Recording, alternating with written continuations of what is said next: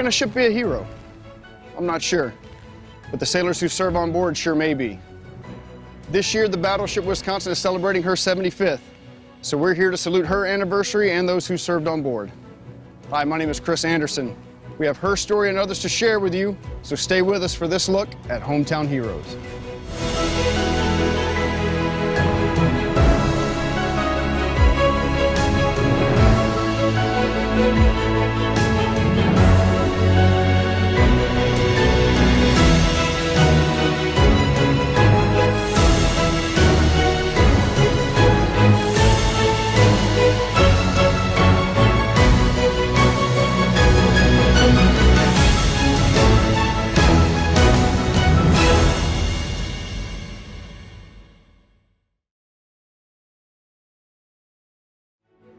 This episode of Hometown Heroes brought to you by Hampton Roads Chevy Dealers.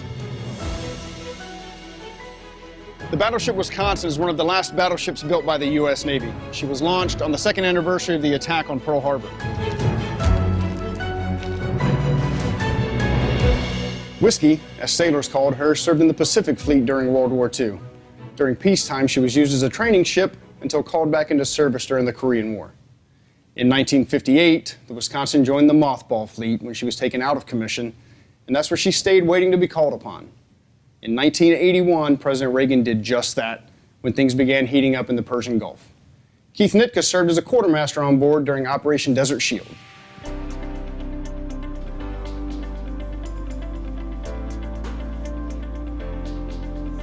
Hey, Keith. Hey, Chris. How are you? Good. Got time for a few questions? I certainly do. All right. Tell me a little bit about your first memory being here on the Wisconsin. So my first memory of coming to the Wisconsin is just the size of the ship. As I'm walking down the pier, and I'm looking at the ship, and I'm thinking to myself, I'm going to be one of the navigators who's responsible to safely navigate this thing around the world. And when you got here, were you under the impression that you were going into Operation Desert Shield over in the Persian Gulf, or was that? No, when I got here, none of that had happened yet. I knew we were going to go on a Mediterranean cruise, so I was looking forward to that because I had not been to the Mediterranean. It wasn't until we were supposed to leave for the Mediterranean cruise that's when the invasion started there in Kuwait, and we knew we were going in that general direction, but didn't know for sure. And did anything stick out in your mind in particular about your time over there, and whether it was while you were there or on your way there? So there were the hostilities that were going on, and I, as a lot of the sailors here, had an idea that we were going to have to get involved in some way, shape, or form, and it was a little nerve-wracking, a little unsettling to think that we were actually going to go to possibly war, but with so much to get done, there really wasn't a lot of time to think and reflect on that. And being, that busy, was there any time for like sightseeing on your way there? Did you get to see anything like breathtaking or something that you put in that memory bank for a lifetime? So, got to the Rock of Gibraltar. I saw it through a pair of binoculars, but that was pretty much it. And why did you, decide to enlist in the Navy? Well, it's actually a funny story, Chris, because I had no intention of joining the Navy when I went to the recruiting station. So I went to the recruiting station to talk to the Air Force recruiter, and when I got there, the Air Force recruiter, there was a sign on the door that said, "Be back in 15 minutes." So I was sitting in the hallway outside of the Air Force recruiter's door, and the man who would be my Navy recruiter came out into the hallway and asked me what I was doing, and I explained to him that I was waiting on the Air Force recruiter, and he turned around and walked away. A few minutes later, he came back and he said, "You're still here?" And I said, "Yes." And he said, "You want a Coke?" I said, "No, thanks." And he went back into his office. About 15 minutes after that, he came back out and said, "I can't believe you're still here. Why don't you come in here and sit down, because the chairs that I have in the recruiting office are much more comfortable than the chairs out there." So I took him up on his offer, and I sat down, and then 30 minutes later, I was in the Navy. And was that something that, you and your friends did, or was that something you did by yourself? So I initially went to the recruiting station with 4 other friends. They all went into the Marine Corps, and they had actually taken care of everything and left me there because I was still waiting on the Air Force recruiter. And to this day, I still have yet to see that Air Force recruiter. And back to the Wisconsin. When did she officially become decommissioned and become what she is today? She was decommissioned last in September of 1991, and in 2000 is when she was moved here to her berth at Nauticus. And then in 2009 is when she was opened up the inside of the ship for tours. Well, thanks, Keith. I appreciate it. We'll catch up with you in a little bit. Very welcome. But first, there are 3 sisters who joined the United States Marine Corps together and attended boot camp at the same time. Now, not everyone that enlists makes it through boot camp. It is 12 weeks of Marine Corps recruit training that will test your moral, mental, and physical strengths.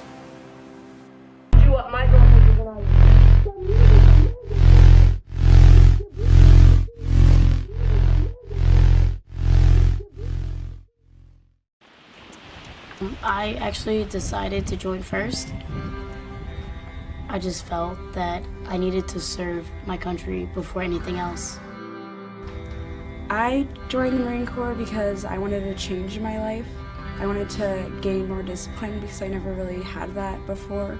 My reason for joining was to prove not only to myself and to my family that I can do the unordinary. It was weird at first coming in with 3 sisters because everyone's just looking at you and asking a bunch of questions. But as training furthered on, it became natural. You didn't feel as alone. We all have our own reasons to be Marines, but the timing was just coincidental. But more so here, I was just nervous that we wouldn't all graduate on the same day. The girls in the Squape have really become a sisterhood, like the Marine Corps says. And I think that it's just 3 sisters joining into a sisterhood.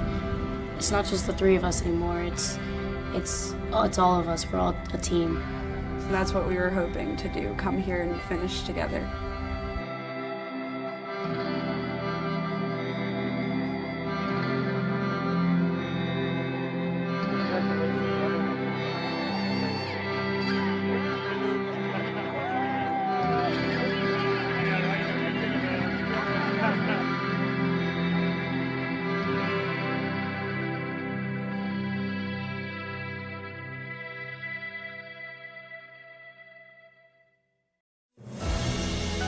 That truly is amazing.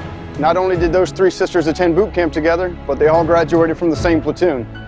We're just getting started with our stories of hometown heroes and our tour here on the Battleship Wisconsin. When we return, we'll head inside and talk a little more with Keith Nitka in his old stomping ground. And we'll meet a security officer in a public school that helps keep our young students energized. Stay with us. This episode of Hometown Heroes brought to you by Hampton Roads Chevy Dealers.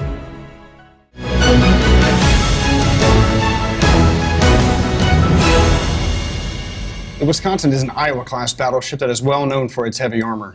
The navigation bridge here on level 4, one of the safest places to be during an attack. I mean, look at the thickness on this wall.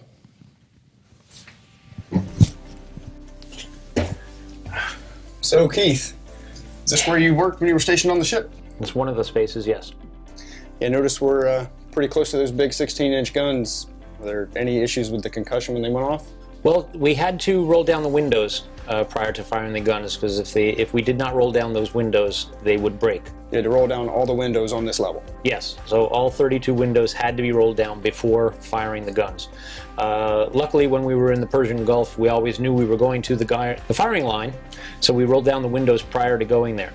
Now, having said that, we did lose the chart table where I worked, and we did lose the light above the chart table where I worked because the welds broke and all that fell apart. But not during your watch? Not on my watch, no.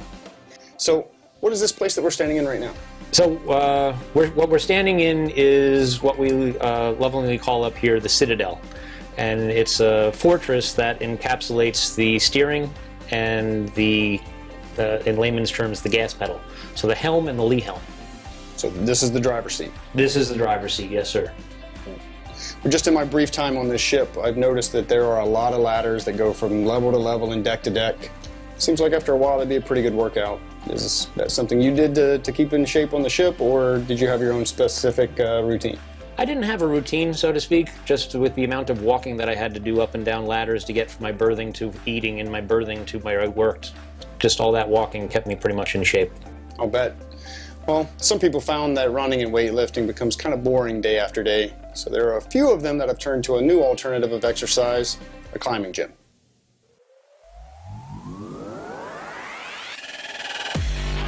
I'm MC3 Tyler Waters, and I'm stationed on the USS Dwight D. Eisenhower. I started rock climbing on a whim, honestly. I looked at my roommate one day, I was like, I'm kind of bored, let's go rock climbing. And it just kind of stuck with me. I just really enjoy it. In the Navy, they promote physical fitness a lot. You know, we have to take the PRT every 6 months. And this is a really good way for me to trick myself into working out because I don't like going to the gym, I don't like lifting weights and stuff. So I come here because it's a lot of fun and I get a really, really good workout out of it. Plus, I get to meet a lot of new people. So when you're working on a section of the wall or a problem, you can end up working on them for a couple hours to a couple of weeks even, and it kind of gets discouraging at times if you're not able to get it. But when you finally do get one that you've been working on for a while, the rush that you get from that is absurd. It's part of what makes doing this so fun. And just being on the wall, it's kind of like everything else disappears at times because you're just so focused on what's going on with you. I think servicemen and women are drawn to rock climbing because it's a really good way to just maintain your physical fitness, and it's different from all the let's go do push-ups or sit-ups and go for a run. And it can be a really good social interaction between the people you work with, and it's a really good way for you to just get out there and just try something new. Tyler Waters found a unique way to challenge himself to stay physically fit. Speaking of unique, there's a school in Newport News known as the Achievable Dream Academy that provides some academic motivation. It challenges its students to exceed their expectations both scholastically and socially. They have a staff security officer on campus making sure that each day is safe and cheerful for its students. My name is Anthony Brickhouse. I'm staff security officer at Dunbar Urban and Achievable Dream Academy. How are you? I'm good. That's good news, good news. Hey guys, have me some. Basic routines, it can vary, but on an average day it is from securing the lot, the grounds, make sure doors are secure, monitoring the cafeteria, securing the main areas of the building wherever children are present, making sure that the teacher's day is going well. Most importantly, making sure that the children's day is going well. Achievable Dream Academy is a unique partnership between Achievable Dream Incorporated and Newport News Public Schools. It provides opportunities of enrichment and experiences for our students that they would not normally get outside of the normal school day. One of the added benefits is that we focus on a social and moral component. And in the social and moral component, when we greet students each morning, they are expected to shake our hands, say good morning with a firm handshake and a look in the eye. I feel like that's a very valuable time and connection that we have with our kids so that we can immediately zone in on any issues there may have been, or to say something simple as happy birthday when they walk in, and to really start kids' day off to a really great start. Hey beautiful girl, you okay? You tell mama bye? You tell you love her? When you gonna tell Mr. Davis we can play basketball, man? When you gonna do it? When you gonna do it? When you gonna do it? You gotta talk to Mr. Davis, man. There's one thing about Achievable Dream we don't do regular. It's a little bit above and beyond elementary school / middle school setting. Hey, Mr. Man! Ha ha ha! Ha ha ha! Hey, baby boy. Mr. Brickhouse is a staple of the community and of our school. He has seen generations of parents and grandparents and students come through the program, and so he brings a sense of calmness and reassurance. His smile and his laughter is absolutely infectious. He keeps us on our toes, and so we appreciate the support and the work that he does every single day. I have been at this location for 32 wonderful years. When I was interviewed at this job, the lady said that your fundamental purpose in that school is to set the pace for the environment of that school. You need to create an environment where each and every child can blossom. Longevity is the key, And I think it's the rapport and the relationship that I built with not only the faculty and staff, but the students and the community. I know most of the people in the community. As a matter of fact, most of the people in the community used to go here, and now their children are going. So I think the familiarity plays an important factor in that too. Go forth and be amazing. Thank you, baby. Tell Grandma I say hi. It's my mission as a security officer to make sure that we secure that natural resource, that we secure that wonderful element that these parents bring to us each and every day. And that's what brings me here every morning. That's what keeps me here late at night. It's a satisfying feeling. At the end of the day, you actually know that you've made a difference. The desire and ability to make a difference. Just two of the many things that heroes share. When someone champions our children, it makes a difference. But when one person works to improve the conditions for homeless people, it can transform their lives. We're just getting started with our salute to Hometown Heroes. Stay with us. This episode of Hometown Heroes brought to you by Hampton Roads Chevy Dealers.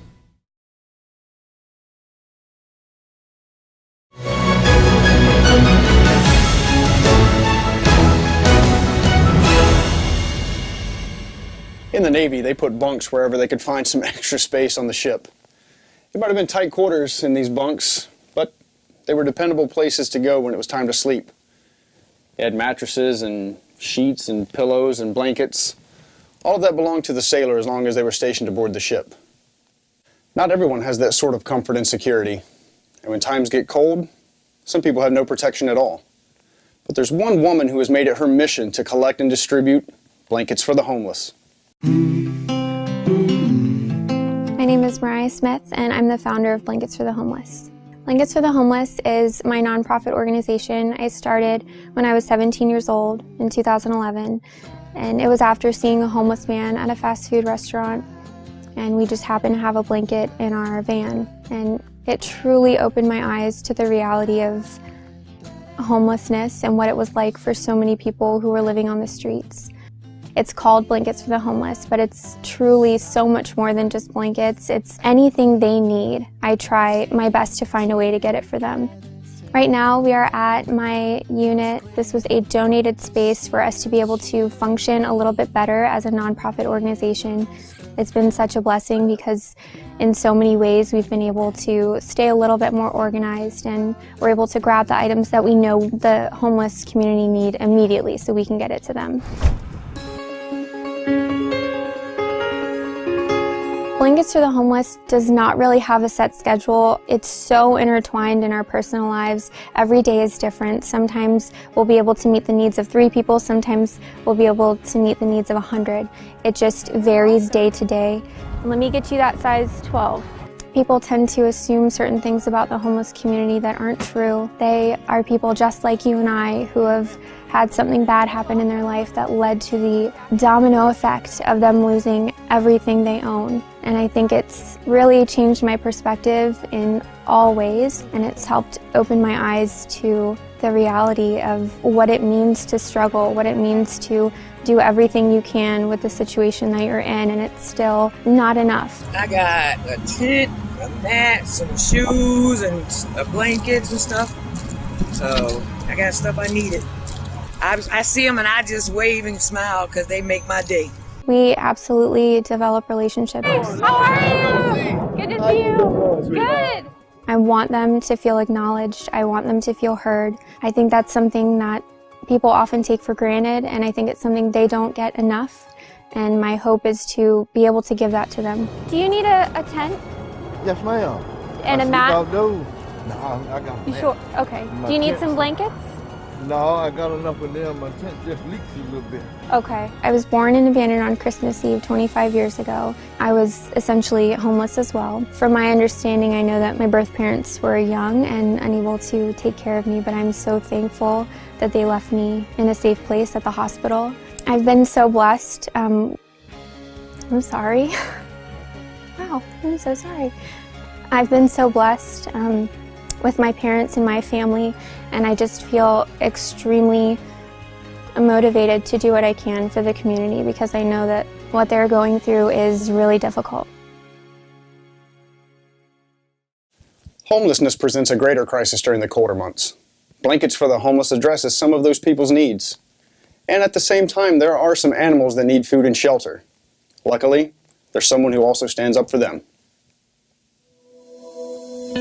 Portsmouth Humane Society is the oldest continually operating humane society in the Commonwealth. We were founded in 1889, and it was a group of concerned citizens that had seen animals roaming on the streets of downtown Portsmouth. Portsmouth Humane Society, we wear two different hats. We serve the city of Portsmouth as the intake facility for Portsmouth Animal Control. In that respect, we are an open admission shelter. But we are also a humane society, so half of our budget comes from the city contract and the other half we fundraise for. We get donations, we get grants, we get bequests. I got involved in animal welfare when my husband and I adopted our first dog, Jasper, from a local shelter. And she opened my heart to love in a way I had not known before. I then began to see stray dogs and stray cats on the street in a way I'd never seen them before.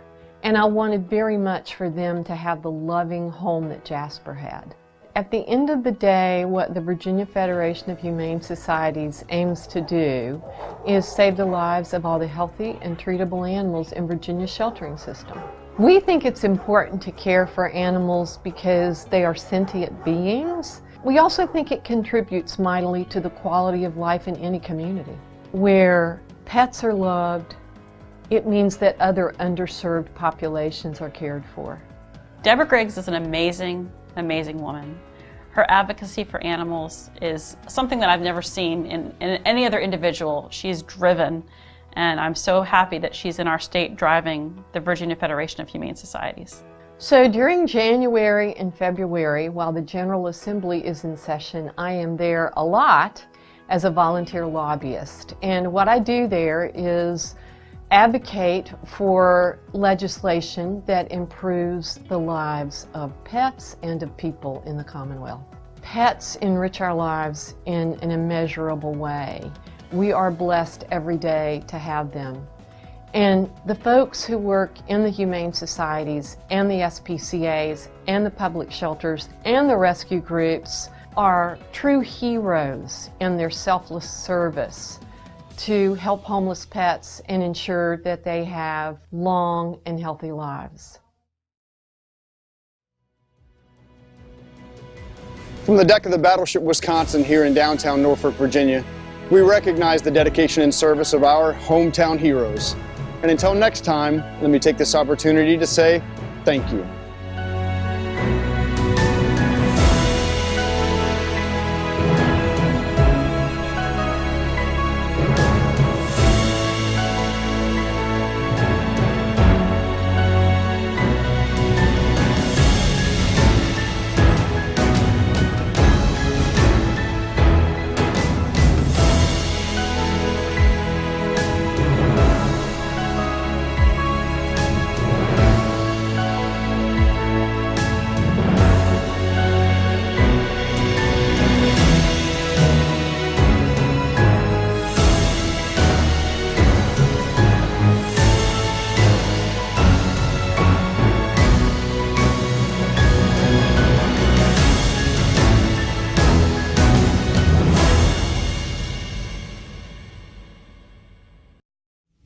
This episode of Hometown Heroes brought to you by Hampton Roads Chevy Dealers.